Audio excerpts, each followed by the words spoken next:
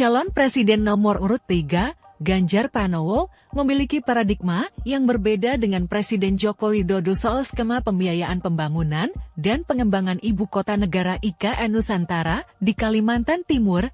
Mantan Gubernur Jawa Tengah itu menilai, skema pembiayaan dari investor hanya bersifat opsional, prioritas utama pendanaan IKN, menurut dia, tetap harus bertumpu pada anggaran negara.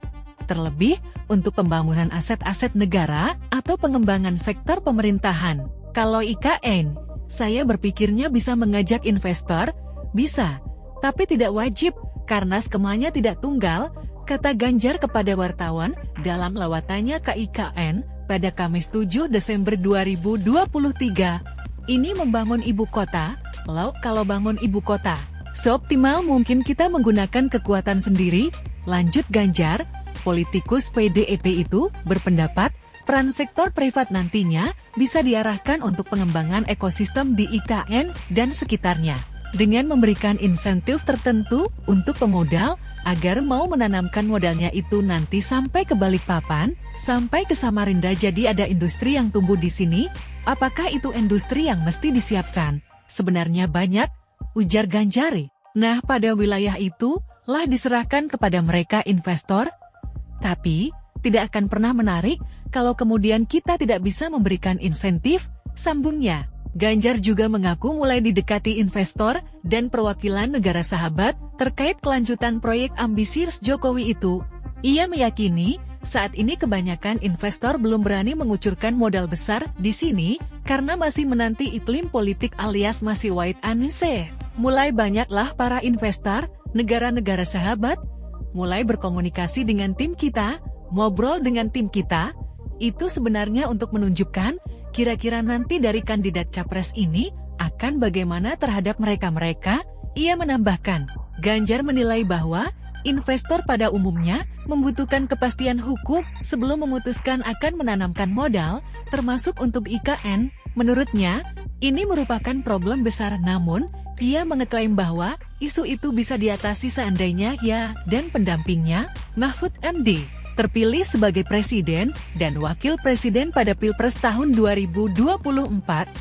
Maka ketika saya bersama Pak Mahfud insya Allah ini jadi energi buat kami, buat Indonesia. Karena kami mempunyai komitmen yang sama untuk memberantas korupsi, untuk membuat kepastian hukum dan menegakkannya, jelas Ganjar. Menteri Keuangan Sri Mulyani Indrawati sebelumnya mengungkapkan, pemerintah telah menganggarkan 40,6 triliun rupiah untuk pembangunan ibu kota negara IKN Nusantara di tahun 2024. Anggaran tersebut tersebar di beberapa kementerian, terbesar pada Kementerian Pekerjaan Umum dan Perumahan Rakyat PUPR. Total keseluruhan IKN tahun depan, kita anggarkan 40,6 triliun rupiah. Itu termasuk untuk pembangunan Bandara VVIP yang kemarin sudah diputuskan oleh Bapak Presiden, ujarnya dalam konferensi pers RAPBN tahun 2024 dan nota keuangan di kantor pusat Ditjen Pajak, Jakarta, Rabu 16 Agustus 2023. Sementara itu, jumlah anggaran yang diperlukan untuk membangun IKN ditaksir mencapai 450–500 triliun rupiah.